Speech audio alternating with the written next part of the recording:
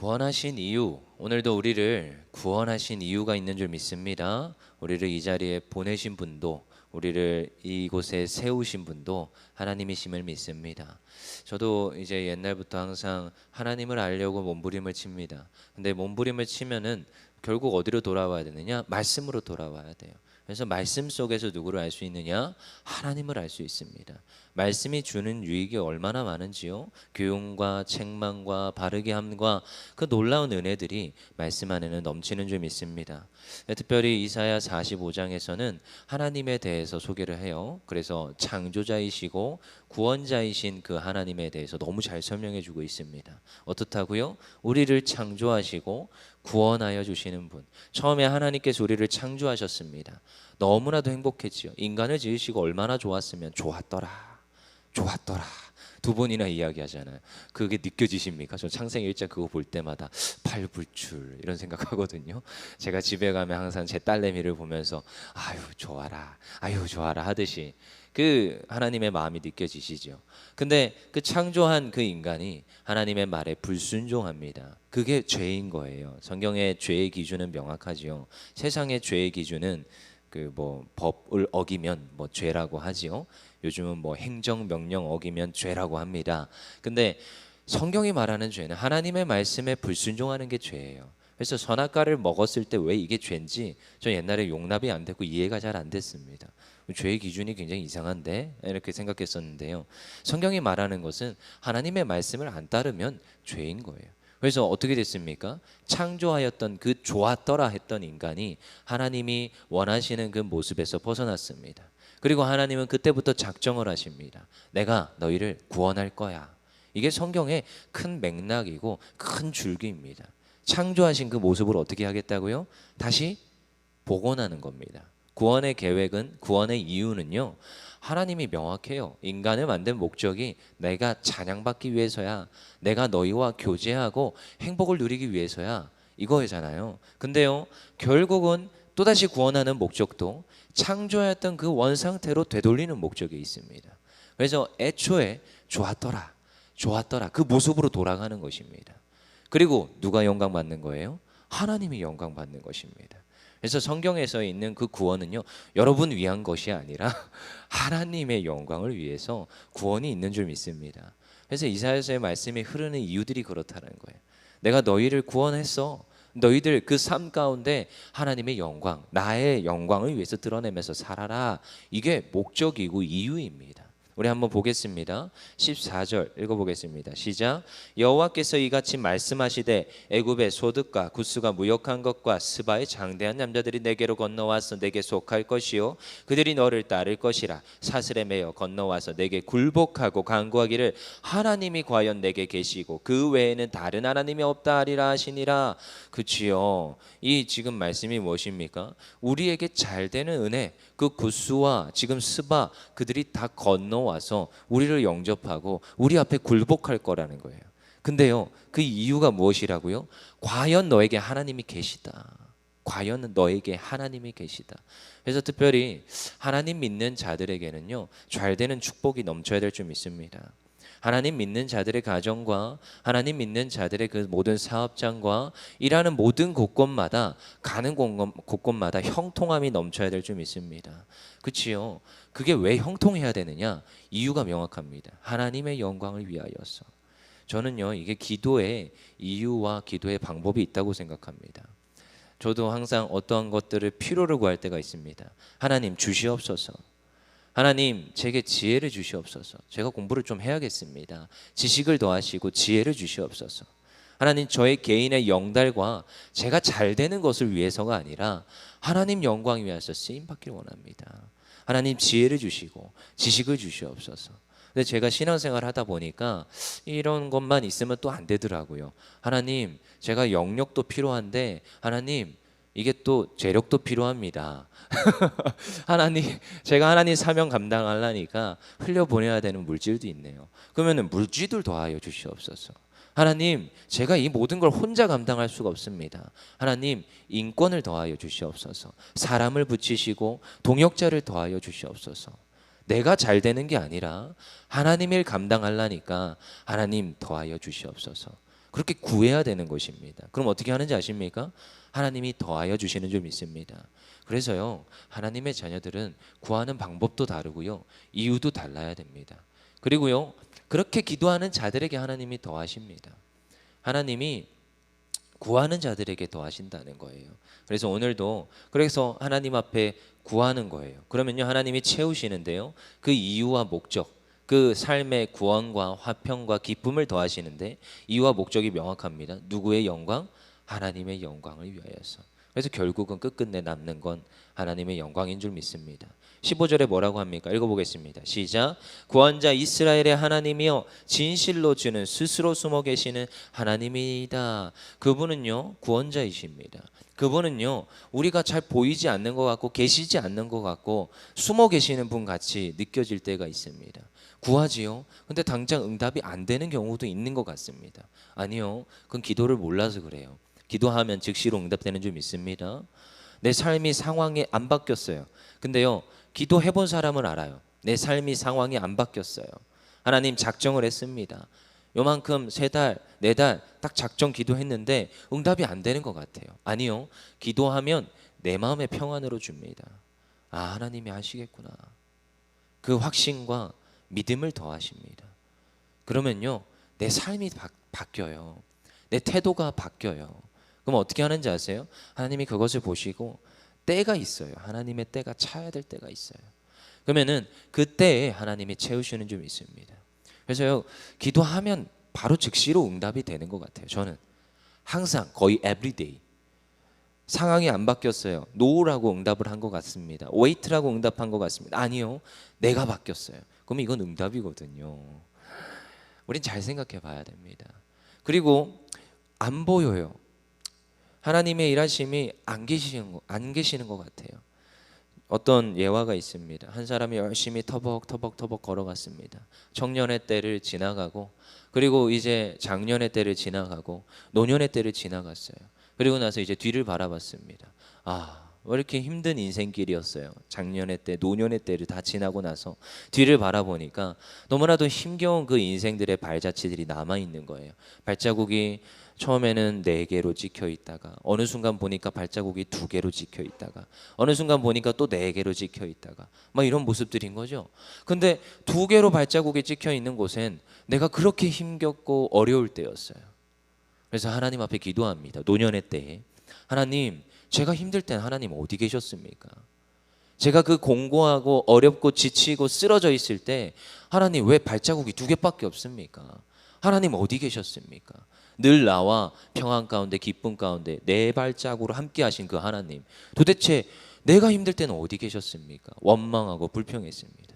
그때 하나님께서 이 노년의 때에 있었던 그리스도인에게 은밀한 음성으로 말씀하십니다. 내가 그때 네가 쓰러져 있을 때 너를 업고 갔다. 그 2 발자국은 너의 발자국이 아니라 나의 발자국이다. 안 보이는 것 같지요? 아니요. 내 손 안 잡아주는 것 같지요? 아니요. 하나님이 나와 함께 하시는 줄 믿습니다. 안 계시는 게 아니에요. 제가 그걸 느끼지 못하고 깨닫지 못하는 것일 뿐. 하나님은 한 번도 나를 고아와 같이 내버려 둔 적이 없습니다.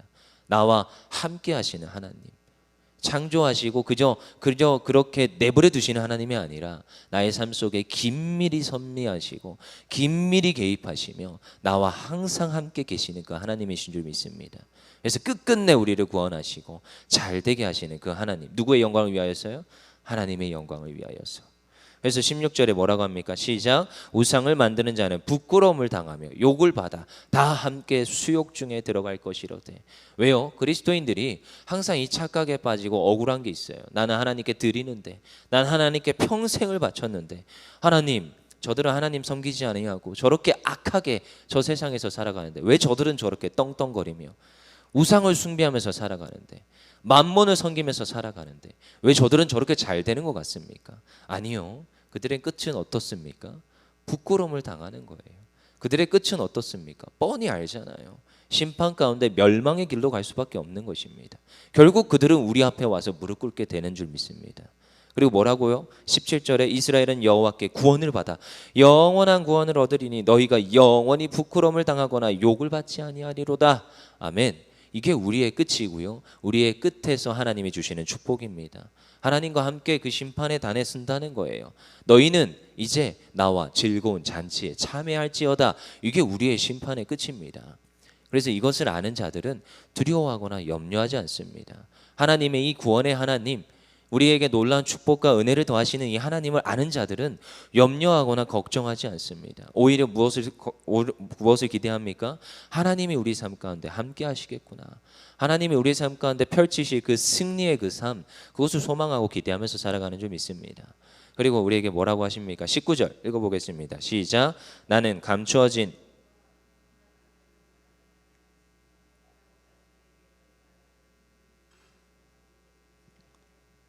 나 여호와는 의를 말하고 정직한 것을 알리느니라. 아멘. 하나님이 우리에게 보여주셨어요. 우리는 일반 은총, 일반 계시를 통하여서만 하나님을 아는 게 아닙니다. 특별 계시, 특별 은총을 통하여서 우리가 하나님을 알 수 있댔어요. 그래서 성경의 말씀을 통해서 알잖아요. 근데요, 성경의 말씀에서 하나님은 다른 우상과 다르게 항상 말씀해 주셨습니다. 그리고 우리를 얼마나 사랑하시는지 우리에게 대해서 오늘 이사야서에서 계속 봤잖아요. 심판, 멸망, 또다시 또 구원, 회복 계속 이걸 엎치락뒤치락 봤어요. 근데 이제 40장부터는 제2 이사야로 접어들면서 계속 이 구원의 하나님, 우리를 날마다 잘되게 하시는 하나님을 자꾸 만나게 되지요.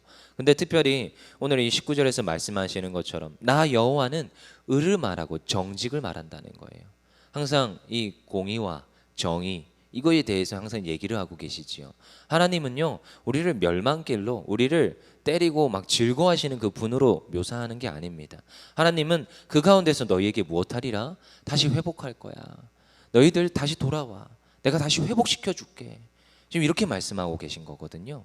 이사야라는 그 히브리어 자체가 구원하시는 하나님이라는 뜻이라 했습니다. 제목부터 아예 그냥 드러나잖아요. 구원의 하나님 분명히 말하고 있습니다. 근데요, 우리에게 무엇을 말합니까? 의와 정직을 말합니다. 이거는 오해할 필요가 없습니다. 하나님은 항상 옳은 걸 계시하셨고 말씀하셨습니다. 우리에게 그것을 말씀하시는 하나님이세요. 그래서 우리는 기억해야 됩니다. 우리가 이 악한 시대에 진리가 아닌 양 떠드는 이들이 얼마나 많은지요.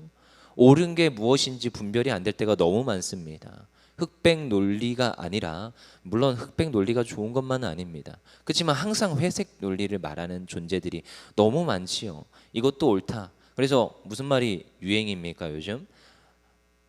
틀린 게 아니라 다른 거야. 이런 말들을 얼마나 많이 하는지요. 나를 존중해줘. 나는 좀 다른 거일 뿐이야. 그럼에도 불구하고 난 인간이고 나의 인격을 존중해주고 내가 이 모든 것들을 하는 것들을 존중받을 수 있어. 이런 말들을 하잖아요. 그러면서 성경이 말하는 죄조차도 죄가 아닌 양 말하는 이 세상을 살아갑니다. 여러분, 우리 목회자들이, 신앙인들이 이러한 회색 논리 앞에서, 그들이 말하는 인격이라는 이 말들 앞에서, 그들이 말하는 불투명한 진리 앞에서 여러분 수그리면 안 됩니다. 절대로. 무슨 미명하에 수그리는 줄 아십니까? 제가 어제도 한번 그래서 영상들을 좀 찾아봤는데 어떤 목회자가 그런 것들에 찬동을 합니다. 교회의 잘못이다. 교회가 이들을 품어야 된다. 맞죠? 그 잘못된 길을 가는 사람은 품어야 되는 건 맞습니다. 왜냐? 그 사람을 바른 말을 해서 하나님 앞에 회개하고 돌아오게끔 해야 되죠. 하지만 그 죄가 아니라 말하는 순간 그건 굉장한 오류에 빠지는 겁니다. 여러분, 우리가 정직을 말해야 되고 의를 말할 수 있어야 됩니다. 어떤 순간이 와도. 근데 이걸 자꾸 사랑이라는 것을, 하나님은 사랑이시라, 그래서 품어야 된다. 그거 하나님 굉장히 오해하시는 겁니다. 하나님은 공의를 말씀하십니다. 사랑의 이면에는 항상 매가 있습니다. 회복의 이면에는 심판이 있다라는 걸 기억하셔야 돼요. 사랑 이면에도 하나님, 공의의 하나님이 분명히 계십니다. 근데 자꾸 사랑만 얘기해요. 그래서 뭘 얘기하는지 아십니까? 고린도전서 13장 사랑장을 얘기해요. 이게 이해가 안 되는 거예요. 사랑은 오래 참고, 맞지요? 온유하고, 시기하지 않고, 자랑하지 않고, 교만하지 않고, 무례히 행하지 않고, 자기의 유익을 구하지 않는다. 이 시대 상황 가운데서 교회가 지켜야 될 것이 사랑 가운데 무례히 행하지 않는 거래요. 맞는 말이지요. 썩내지 않는 것, 당연히 맞지요.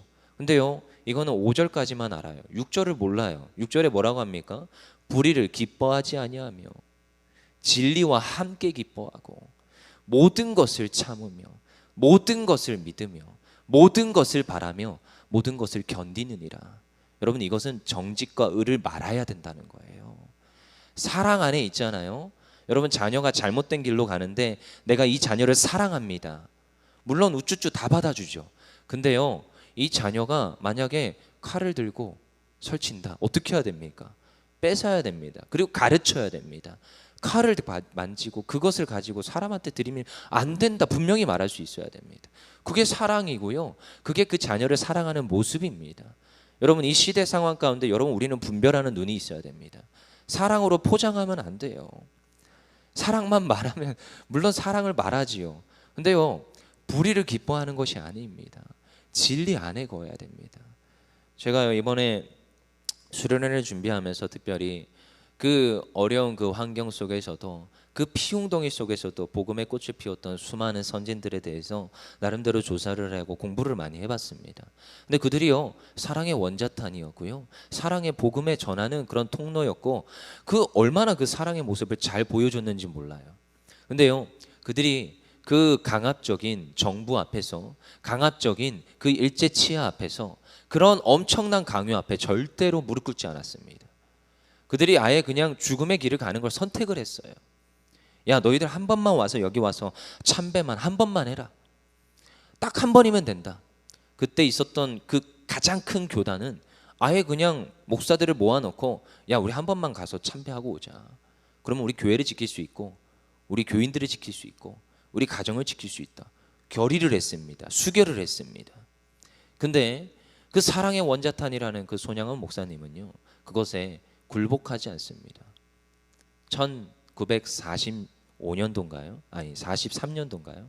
그때 감옥에 들어가게 됩니다. 그것 때문에 전도사로 열심히 사역하고 개척하고 돌아다니던 목사님이었는데, 근데 나는 수그리지 아니하리라 들어갑니다. 근데 해방이 됐잖아요. 해방되고 나서도 석방이 안 됩니다. 그러다가 있다 보니까 얘는 왜 있는 거야? 내보낸 거죠. 1953년도에 나오게 됩니다. 출소를 하게 됩니다. 그리고 나와서도 똑같은 일들을 하죠. 교회를 세우고 사람을 사랑하고 섬기고. 근데 우리가 그래서 알죠. 참변, 그 아들 2명이 살해당하게 되죠. 그 이념 대립 때문에 저기 전라도나 경상도에도 있었습니다. 이념 대립들이 여전히. 그래서 그 가운데서 우리가 속칭 말하는 빨갱이들이 그 아들을 죽이게 되죠. 근데 그 아들을 또 어떻게 합니까? 사랑으로 품어서 자기의 자식 양자로 삼게 되는 거예요. 이런 분이에요. 이런 분. 그렇지만 그는 결코 그 비진리 앞에 무릎 꿇지 않습니다. 감옥 가는 걸 선택을 하는 거예요. 아니요, 이것만이 아니라 수많은 믿음의 선진들이 그렇게 걸어갔습니다.